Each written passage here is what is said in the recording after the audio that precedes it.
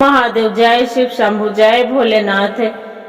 अपनी गौरी माँ के चरण में प्रणाम करती हूँ, मेरा प्रणाम स्वीकार हो। अपनी माता पिता के चरण में प्रणाम करती हूँ, सरस्वती माँ के चरण में प्रणाम करती हूँ, सभी देव देवी के चरण में प्रणाम करती हूँ, मेरा प्रणाम स्वीकार हो, स्वीकार हो। गणपति के चरण में प्रणाम करती हूँ, भोलेनाथ के चरण में प्रणाम करती हूँ, मेरा प्रणाम स्वीकार हो, स्वीकार हो। गुरु भाई गुरु बहन, एक कहानी करें। कहानी बहुत अच्छा है, पूरा सुनिएगा, अधूरी न सुनिएगा। अधूरी सुनने से शिव के अपमान होता है, पूरी सुनने से ज्ञान होता है। इसलिए कि एक कहानी के पूरा सुनना चाहिए। एक कोई गरीब किसान हल, बहुत गरीब हल, बेचारा किसी की यहाँ दुखरा मजूरी कर हल, तो कमा खा हल, तो ओकर रोजी रोटी चल हल। और एक लड़का जन्म लेलक। जब लड़का लेलक जन्म, तो कोई भी गुरु भाई गुरु बहन सोचा है कि कोई अपना जीवन तो कैसू दुख तकलीफ से काट ले है, बाकी बच्चे के कोई भी सोचा है कि हमार बच्चा पढ़ लिख के आगे के भविष्य में बहुत बड़ा राजा बने। गरीब हम हैं तो बाकी मेरा बच्चे राजा बने, हम दुख करे तो करे, बाकी मेरा बच्चे दुख ना करे। तब बच्चा के कुछ दिन 4-5 साल तक अपना पास में रखलक, पढ़ेलक लिखेलक। अच्छे 7 साल के हो गए, 6 साल के, तो ओकरा सोचला कि काहे न हम दूसरा जगह पढ़ने के लिए भेज दे। तो उसका भेज दी है अयोध्या जी पढ़ने के लिए। जो अयोध्या जी पढ़ने के लिए पढ़ाई करने लगा लड़का, तो पढ़ते पढ़ते 5 साल के है ये था, 5 साल और बीत गया, तो 10 साल हो गया। तो वहाँ पर ही पूरा 7वां 8वां तक वो पढ़ाई पूरा पढ़ लिए हैं। तो वहाँ पर एक ब्राह्मण आया। जो ब्राह्मण आया है तो वो लड़का से पूछ रहा है कि अच्छा ये तो बताओ बाबू, जे तू का पढ़ल है? जे तो कल के बाबा 5 साल के हली तो यहाँ तो आ गई हल पढ़े, बाकी अब हमरा 10 साल हो गए है, तो हम 8वां में पढ़ रही है। जे ही सब जो स्कूल के पढ़ाई लिखाई, इंग्लिश हिंदी सब चीज हम पढ़े ही। तो पंडित जी कहलन कि देख बच्चा, तू तो सब पढ़बे करल है, बाकी एक तोरा हम ज्ञान वाला पढ़ाई पढ़ावे, तू पढ़मा। तब बोला कि हाँ बुआ, जो कोई हमरा इतना विद्या मिलल है और विद्या तू आओ हमरा आगे के देवा, तो हम काहे न पढ़म, हम पढ़म जे। तो बाबा तो पढ़ावे लगलन। तो बाबा बोला था कि देख बच्चा, कोई भी तू पढ़ाई पढ़ा हाँ, तो तू ध्यान से सुनना और ज्ञान लेना। अब ज्ञान न लेना बच्चा तो अधूरी में रह जाना। ऐसी 3 भाषा बाबा बोल रहलन है। कहलन ठीक है बाबा, उतना बोलन। कुछ समय बीतल, वैसी पढ़ाई ज्ञान मनो वैसी पढ़ावा हलन पंडित जी। ज्ञान उतना कुछ अब आगे के हो गए। जब वो आगे के हो गए तो 15 साल के लड़का 5 साल और ज्ञान ले लक, सीख गए पढ़ाई लिखाई। 15 साल के हो गए, तब तो सोचलक कि अरे हम तो बहुत ज्ञान हो रही है। जे तो कहलन कि बाबा इतना ज्ञान दिला है तो कुछ और ज्ञान दा। कहलन कि देख बच्चा, इतना तो तोरा ज्ञान दे दिलियो है, पढ़ा दिलियो है, बाकी एक चीज और ज्ञान दे जे कुछ आगे के तू जादू वाला कुछ कर सकना है। तो बाबा कहलक कि बाबा तू हमरा जादू पढ़ाई हम पढ़वे नहीं कैली है, तो हम पढ़म कैसे? तो कहलक देख बच्चा, जो पीतल रहा है तू ओकरा सोना कभी बना सकना है? तो कल के बाबा वो वाला हम कैसे करबे? तो हम तोरा बतावा ही हो, तू कर। बाबा ओकरा का कलन पंडित जी ओकरा बता दिलन, ज्ञान दे दिलन। वो तो पीतल के सोना बनावे लगे। वहां से सोचलन कि अब पीतल के सोना तो बना दिलिए, ठीक है। वहां से अब चल गलन फिर दूसरा जगह। वो लड़का के अब तो इतना हम सीख गली, खुशी खुशी फिर चल गलन हरिद्वार चल गल। तो वहां पर एक अघोरी बाबा मिला था।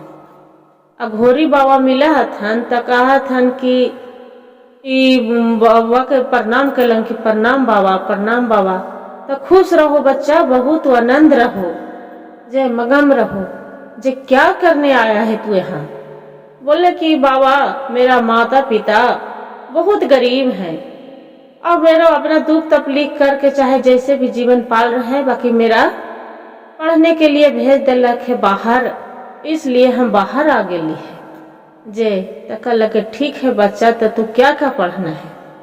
तो बोल रहे कि बाबा जे तू तो हमारा गुरु होला, हम तोरा गुरु मना लियो। और एक गुरु जी आओ हलन अयोध्या जी में, पंडित जी हलन ब्राह्मण, तो वो पढ़ेलन। और पहला शिक्षा देने वाला तो हथन जे टीचर हुआ है मास्टर, वो हथन जे तो गुरु जी पढ़ेलन है ब्राह्मण हथन जे कि हम पीतल हल तो ओकरा हम सोना बनावे ला सिखा दिलन है। कहलन के ऐसन बात, तो हमरा तू बना के बताओ तो कहल के ठीक है बाबा हम बनावे जे, हमरा तू पीतल दा। बाबा पीतल ला के घोरी बाबा दे दिलन, वो सोना बना दिलन। वो पढ़ाई तो वो सिखा दिलन, घोरी बाबा के सिखा दिलक लड़का। फिर घोरी बाबा के कहलन घोरी बाबा की बच्चा तोरा हम एक ज्ञान हम तोरा हम सिखावे जे तू ओकरा से धन राजा तू बन सकना है। कहल कि कैसे बाबा, कौन तू ज्ञान हमरा देवा कि हम धन राजा बन जीवे? तो कि हाँ बच्चा, तो कहल कि बाबा जल्दी सिखावा, अब हमारे माई बाप बहुत इंतजार कर रहा है, 15 साल हो गए आज तक घर हम न गेलिए, तो कुछ दिन धीरज रख बच्चा, तोरा हम सिखा दिए। तो कहलक ठीक है। तो देखा है धन बाबा की एक गंगा के घाट है, वहाँ मुर्दा एक आ रहा है कोई जलावेला। तो मुर्दा आ रहा है जलावेला, तो अघोरी बाबा हथन तो मुर्दावा के जलावे न देलन। अब मुर्दा के ना जलवे दिलन, मुर्दा के रखवा लेलन। बोलन कि वो खनी के जो जलवे आयल है कि वो इस मुर्दा के मत जलाओ, न ये मुर्दा के जलाएंगे तो आप घर में अनहोनी हो जाएगा। बेचारा डर से सब भाग गेल कि सही बात है, मुर्दा के जलाम तो हम एक जलावे आयली है कि हमरे घर में कुछ हो जाता का कर, छोड़ के भाग गेल। या घोरी बाबा ला के और मुर्दा के 3 टुकड़ा में काट के ओकरा कर दिलन। घोरी बाबा एक टुकड़ा के का कैलन, वो लड़के से फेंकवेलन कि एक टुकड़ा तू मसान घाट में फेंक दो, अब एक टुकड़ा तू ओन्ने फेंक दो दक्षिण के ओर, और एक टुकड़ा तू जहां से लेके आया है ना, जौन अथी से कबूर खान से लेके आया है, तो वही कबूर खान में तू फेंक दो। तो का कहलक एक टुकड़ा फेंकलक कब मसान घाट में, तो एक टुकड़ा तो लहर गेल, और कबूर खान में फेंकलक तो पूरा धन मालिक हो गेल। जितना हो ज्ञान अथी कैलक हल, पूर्ण ज्ञान जितना भी ओकरा पहले हल, धन दौलत पहले कमाइल हल, उस सबे आ गेल घोरी बाबा के पास में आ गेल। और एक टुकड़ा के हल जो बिगलक जे ऊपरे आसमान में चल गए, ओकरा चल गेल। तो ओकर बाद में जो भी मंत्र हुआ है तो मंत्र सिखा दिलक। बाकी देख रहा है कि धन हो गेल। तो कहलक देख बच्चा, ये तो कैला तू, बाकी जितना वो मुर्दा के धन कमेल हल वो धन तो हमरा साथ में आ गेले। तो कि हाँ बाबा जे तो जो तोरा ज्ञान मिल गलो, वो का करा है कि वहां से चल आवा है गणथाइये कूदते, वहाँ घर आवा है। जो घर आ जा है तो कर अपना माता पिता के बोला है, कोई भी 15-16 साल के बाद लड़का आयल तो माए बाप खुशी हो गए कि हमार बेटा आयल। जे बाप रे बाप हमार बेटा के देखते देखते आंख पत्थर गेल कि कितना साल के बाद बेटा आयल है। काहे कि बाप माई पूछ रहे है कि ये बेटा हम तो इतना दुख तकलीफ कर लिया, बाकी तू का हुआ तोरा ज्ञान सीखना, कौन पढ़ाई तू पढ़ना? कहा है बेटा कि देखा पिताजी हम तो ज्ञान सीख ली, ऐसा ज्ञान सीख ली कि हम बैठ के भी हम कमा के खा सकली है। ताकि कौन तू बात है? तो ठीक हो पिताजी हम तोरा बतावा ही। तो बतावे लगा है, जो बतावे लगा है तो ओकर बाद में कहे पिताजी ये ज्ञान रात के हवा, दिन के न हवा, तोरा रात हो तो तब हम तोरा बतेबो। का हुए रात होवे है, वो लड़का 12 बजे रात के निकल जाए, जो निकल जाए अपना बाप के साथ। और देखा है कि एक कन्हू से अथी होवा है, गणंत रहा है, एक मुर्दा रहा आवा है, कोई जलावे वैसी जलावे आवा है तो जलवे ही लड़का न दे हो जाके फिर बोला है कि तू मुर्दा जलावा तो तोरा अनहोनी हो जेतो। वो बेचारा छोड़ छाड़ के भाग जा है। छोड़ छाड़ के लड़का का करा है कि 3 टुकड़ा में वो काट दे है। एक टुकड़ा जो कब्र खान में ओकरा निकाल के डाल दे है, और एक टुकड़ा रहा है तो यहाँ करते हैं कची कहल एक टुकड़ा बिक दे है, और दूसरा टुकड़ा रहा है कि जहाँ फेंका है कि पूरा जल के आसमान में चल जाए। 3 टुकड़ा हो गए, 3 टुकड़ा बाकी मंत्र दुए गो के जाना है। अब एक टुकड़ा हाथ में रखे राजा है, तब सोचा है कि 2 टुकड़ा तो फेंका है, बाकी एक टुकड़ा वो हाथ में रखे रह गेल। तब सोचा है अपना जे धन कमा हल मुर्दा जे हल, जितना धन दौलत हर चीज ओकरा घर में बहुत भरल परिवार से सब ही लड़का के पास आ जाए। जब लड़का के पास आ जाए तो देखा है कि हम तो कितना धन कमा लिए, अब क्या करें। ये तो भूल ही जाते हैं, कुछ भी जो ज्ञान लेते हैं वो भूल जा रहा है। जब भूल जा रहा है तो वहां से कूदते फानते चल आवा है कि पिताजी देखिए हम कितना पैसा कमा ले ली। से देखा तो तू इतना पैसा कभी जीवन में न कमेला, बाकी जितना पैसा हम कमा ले ली। तो बोले ओकर बाप रहा है तो पूछा है बाप माई की, अच्छा ये तो बताओ तू कहाँ से इतना कमेला। तो कहो मुर्दा से हम इतना पैसा कमैली है। वो ओकर बाप माई रहा है, माँ भी और पिता भी उसका पूछ रहा है कि बेटा हम शिव गुरु के सब दिन भक्ति कैली है, और तू हाँ जे यहाँ पड़ी तू मुर्दा के करके 2 टुकड़ा 3 टुकड़ा काट काट के तू पैसा धन कमा रहा है, जे ई काम तू छोड़ दे।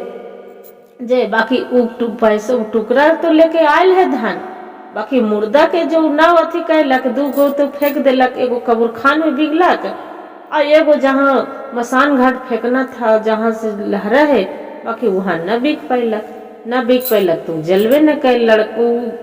और एक टुकड़ा तो पीछे पीछे ओकर मुर्दा वैसे उघड़ते पगड़ते आ गए है। जैसे दरवाजा पर आयल है, जैसे देखा है कि मुर्दा वहाँ पर पड़ल है। अब तो एक खून दे के सूख गया कि अरे हम तो वही धन दौलत लेके पैसा लेके, बाकी मेरा साथ साथ तो मुर्दा आ गए है। अपना पिता के बतावा है कि पिताजी हम तो पैसा तो ले ली, बाकी मेरा दरवाजे के पर पीछे वो तो मुर्दा वो आ गए। ओकर पिताजी बाप माय रहा है तो बोला है कि देख बेटा ये तो गलत तू करवे कहना है, बाकी शिव भगवान से प्रार्थना कर कि यहाँ से तू कैसू चल जो चल जो तो फिर हमरा यहाँ ठीक रहा थे, और नहीं घर के तबाह कर देते मुर्दा लेके नहीं। तब वहां से वो लड़का चल दे है, जैसी पिछवाड़े चल दे चलते जंगले झारे चल जाए।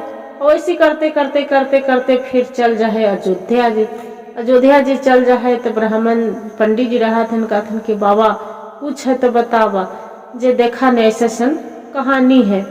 तो बाबा बोला है थन पंडित जी कि बेटा देख तू तो हमरा से तोरा हम कहलियो हाल तद छेरू सीखना, आधा पढ़ा है आधा तो न सीखना, तो हम एकरा में कुछ न कर सकलियो बेटा। जे हम तो एक ब्राह्मण ठहरले, हम रोज शिव भगवान के पूजा करही, तू भी जाके पूजा कर। जे फिर वहां से भी इलाका की पूजा का करते, फिर वहां चल जाते हैं प्रयागराज चल जाते हैं। तो वहां जाके घरदानी के खोजे लगते हैं कि अघोरी बाबा कहाँ गए। तो वहां पर ही सब जो रहते हैं गुरु भाईयन तो बोलते हैं कि ये तो अघोरी बाबा तो यहाँ तो नहीं है बेटा, जो तो 4-5 दिन पहले ही वो दुनिया से चल बसे, से देखिए उसका अथी बनना है।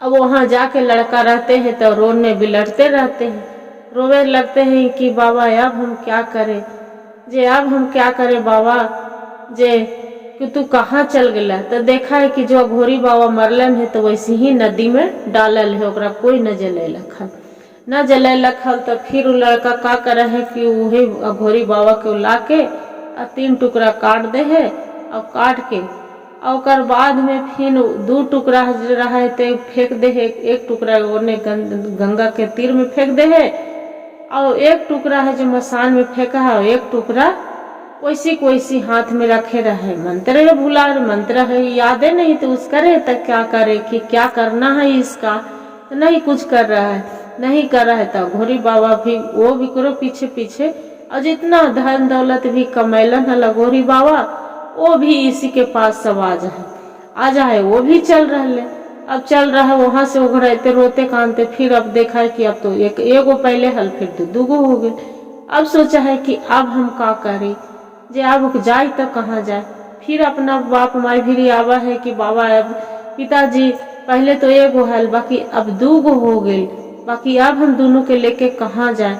अब उसका पिता रहते हैं तो बोलते हैं कि देख बेटा, जे तू तो मुर्दा वाला काम कैला, ई काम ठीक न हल। हम सब दिन भक्ति भाव पूजा कैली रहली, बाकी अब यही भोलेनाथ पार लगवे वाला हथन से जो तू चल, जो मंदिर में चल, मंदिर में जाके अब बहुत धूमधाम से शिव चर्चा पूजा करावेंगे से भोले के बाबा के भंडार तो भूते के बराती है ये है, जो जरूर कुछ ले लेंगे और जरूर कुछ करेंगे। वहां पर ये लड़का रहते हैं, उसका पिता माँ दोनों तीनों चली जाते हैं, पुरानी पूजा करने लगते हैं, शिव भगवान के चर्चा कथा करने लगते हैं। फिर घर आते हैं तो देखते हैं कि कहाँ गया भूत और कहाँ गया बैताल। ये लड़का भी पूरा शामिल हो जाते हैं यहाँ शिव चर्चा में, और शिव भगवान के पूरा इतना पूजा करते हैं कि भक्ति भाव से एकदम एक घर महल बन जाते हैं सुंदर, धन दौलत से उसका धनमान बन जाते हैं, और शादी विवाह करके खुशी खुशी जीवन बिताने लगते हैं। यही कहते हैं कि जो आदमी सच्चे दिल से मानो तो भगवान और ना मानो तो पत्थर। वो लड़का कितना गलत भी किए थे, उसका बाप माए कितना दुख तकलीफ से पढ़ाए लिखाए थे, बाकी वो लड़का खाली एक मुर्दे से वो पैसा उतना कमा रहा था। कहे गुरु भाई गुरु बहन, आदमी की इतना भी लालच नहीं करना चाहिए कि पूरा आदमी गिर पड़े धरती के ओर, वैसा नहीं होना चाहिए। अरे कमाओ कमाही ला तो सबको ही है, जीवन है कहला कमाही ला ना। बाल बच्चा के आगे के कोई भी बढ़ना चाहा है कि हमारे बाल बच्चा आगे बढ़े।